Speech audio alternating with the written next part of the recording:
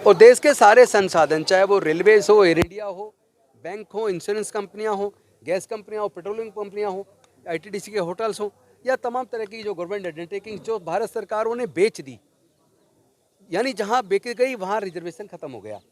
और दूसरी तरफ एजुकेशन महंगा करके एजुकेशन छीन लिया। तो हमारे लोगों के आगे बढ़ने के रास्ते एक साजिश के तहत बंद किए जा रहे हैं, जो हमें स्वीकार नहीं है। तो क्या केजरीवाल आप लोग के विचारों से सहमत नहीं है, वो अलग धारा चाहते हैं? नहीं, मुझे लगता है कि हर कोई सहमत है और जो नहीं है उसे होना होगा। दूसरा कोई विकल्प भारत में किसी भी राजनीतिक पार्टी और किसी भी नेता के लिए बचेगा नहीं। उनको दलितों, पिछड़ों, आदिवासियों के हक और अधिकार को देना होगा। उनको देश के अल्पसंख्यकों को भी, एक भारतवासी का, हर किसी का अपना अपना मत है। और मेरा ये मानना है कि अगर धर्म के आधार पर चुने तो सभी धर्मों के मानने वाले लोगों की आस्थाओं का उसमें चिन्ह होना चाहिए। लेकिन अगर ईमानदारी से चुने तो दुनिया के सबसे बड़े इकोनॉमिस्ट डॉक्टर बाबा साहेब अम्बेडकर रहे हैं। और बाबा साहेब अम्बेडकर का जो रिसर्च पेपर था, द प्रॉब्लम ऑफ रूपी in India and it's solution, तो मुझे लगता है कि बाबा साहेब का अगर पोर्ट्रेट उसके ऊपर लगता है तो ये निश्चित तौर पर पूरे भारत को गौरवान्वित करेगा और सबको के मान सम्मान की इसमें कद्र होगी।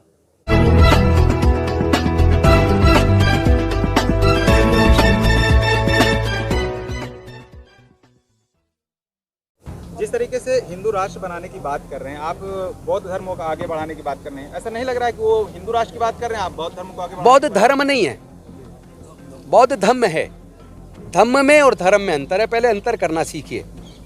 धर्म चलता है धर्म शास्त्र से, जैसे सिख चलता है गुरु ग्रंथ साहिब से, और इस्लाम चलता है कुरान से, ईसाई धर्म चलता है बाइबल से, और हिंदू धर्म चलता है गीता से।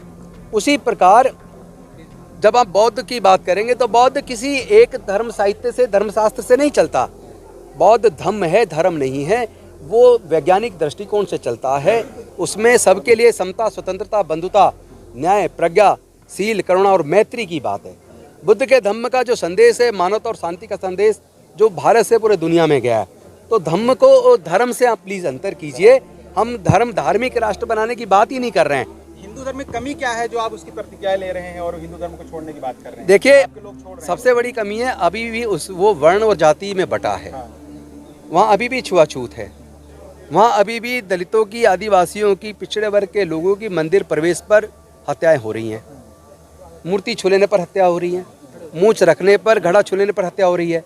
तो ये जो अगर कोई हिंदू है तो हिंदू की होने के बावजूद इसका मंदिर प्रवेश पर, मूर्ति छूने पर, मूंछ रखने पर, घड़ा छूने पर हत्या क्यों हो रही है? घोड़ी छूने पर उनके बराबर हमले क्यों हो रहे हैं? मैं समझता हूँ कि ये अपना दिमाग खोलने की ज़रूरत है। मैं किसी धर्म के या धर्म के आस्था के खिलाफ नहीं हूँ, मैं विषमता के खिलाफ हूँ, मैं अन्याय के खिलाफ। सर, बीजेपी तो कह रही है कि सारे हिंदू एक हैं। बीजेपी क्या कहती है? बीजेपी की सोच है। क्या देश के लोग ये स्वीकार करते हैं? देश के लोग तो ये बात स्वीकार नहीं करते हैं। हम भारतवासी एक हैं, ये मैं कह सकता हूँ।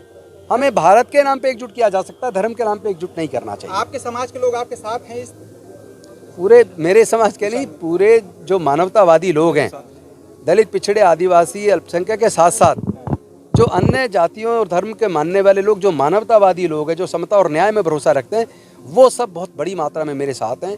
जैसा कि अब जैन साहब हमारे, रमेश जैन जी, वो मेरे साथ हैं। इन्होंने उस दिन दीक्षा ली।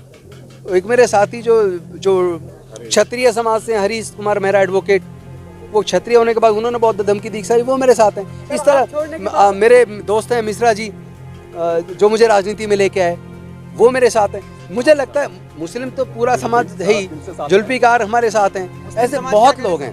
मुस्लिम समाज के लोग कह रहे हैं कि ये मानवता की और न्याय की बात जो आप लेके चले, यही भारत को एकजुट करेगा, इसलिए वो लोग भी साथ। सर, आपके बाद आपका रास्ता क्या होगा? क्या आप आगे की क्या रणनीति होगी, क्या करेंगे? मैं देश के कोने कोने में जाकर जाति उन्मूलन का जो संकल्प हमने लिया है 14 अक्टूबर 2022 को डॉक्टर बाबा साहेब अम्बेडकर के राष्ट्रीय स्मारक 26 अलीपुर रोड से, जहां डॉक्टर बाबा साहेब अम्बेडकर जी का महापरिनिर्वाण हुआ, उस संकल्प के साथ पूरे देश के कोने कोने में जाऊंगा ताकि जातिवाद खत्म हो।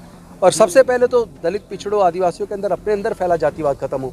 उसके बाद जब हम अपने अंदर के जातिवाद को खत्म कर लेंगे, उसके बाद निश्चित तौर पर भारत जीत जाएगा। सर, जब भी कोई लहर उठती है तो शहर तक पहुंचती है, लेकिन गांव-गांव उससे अछूते रह जाते हैं। नहीं, इस बार गांव के लोग बहुत बड़ी मिशन जय भीम गांव-गांव तक पहुंचेगा। मिशन जय भीम एक एक गांव तक पहुंचेगा, एक एक घर तक पहुंचेगा, और ये मानवता और शांति का संदेश लेकर पूरे भारत को एकजुट करेंगे हम लोग। शुक्रिया। चलिए बहुत बहुत शुक्रिया।